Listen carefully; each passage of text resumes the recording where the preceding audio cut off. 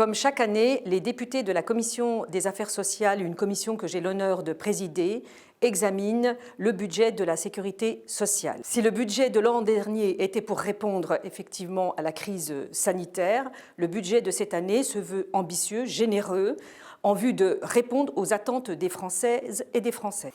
D'abord, dans cet exercice 2022, il y a la suite de la mise en œuvre du Ségur de la santé, avec des revalorisations salariales pour les soignants, avec également un investissement très fort pour nos établissements de santé.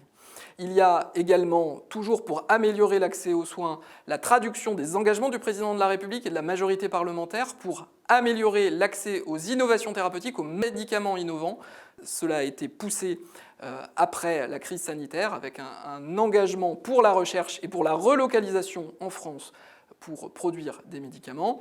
Il y a également l'enjeu de l'autonomie, après la création de la 5e branche de la sécurité sociale d'initiative parlementaire l'année dernière, où nous allons mettre les moyens pour améliorer la prise en charge de nos aînés au domicile et en EHPAD, avec des créations de postes et plus de présence de médecins et d'infirmières dans les EHPAD.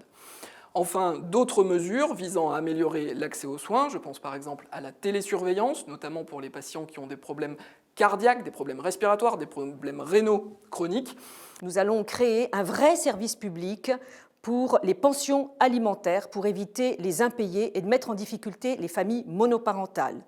Nous allons également faire en sorte que les jeunes femmes de moins de 26 ans puissent accéder gratuitement à la contraception. Et puis, nous allons faire en sorte que les personnes bénéficiaires du RSA, mais également de l'ASPA, puissent bénéficier de la complémentaire santé et solidaire.